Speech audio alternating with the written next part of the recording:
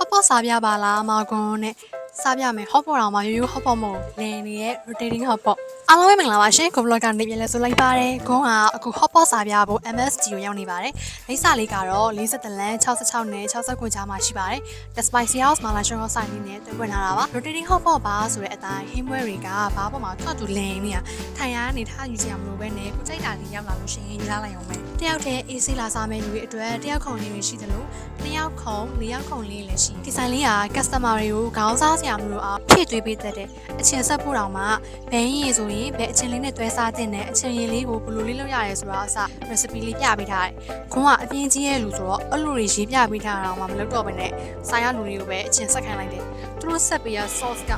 တော်လေးကိုစားလို့ကောင်းတယ်။ဟင်းရည်အနေနဲ့ဆိုရင်မာလာဟင်းရည်၊မိုဟင်းရည်၊ကောလာဂျင်နဲ့တုံရမ်းတို့လည်းရတယ်။ခွန်ကတော့ကောလာဂျင်ရည်လေးယူထားပါတယ်။ဘတ်ဂျက်ချိန်ပြီးစားလို့ရအောင်ခွက်လေးတွေညက်လေးတွေအလားဈေးနှုန်းလေးတွေပြပေးထားသေးတယ်။ခွန်က hot pot အကင်တို့စားရင်အသားရည်ဆိုအတုံးလိုက်ကြီးမကြိုက်ဘူး။ပါပြီးပြားနေမှာစားတာပေါ့နော်ဒီလိုအတုံးလိုက်ကြီးရင်လည်းဆိုတော့ကြက်လွယ်ပါမလားတော့တွေးလိုက်မိသေးတယ်စားကြည့်လိုက်တော့မှတကယ် share premium quality ဖြစ်နေရည်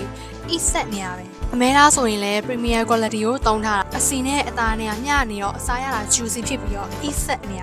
စားကောင်းကောင်းနဲ့စားလိုက်တာအများကြီးစားမိပါတယ်ရေခဲခွက်တောင်အီပြေးမကြီးဖြော်ရေးလည်းတောက်ခဲ့ပါတယ်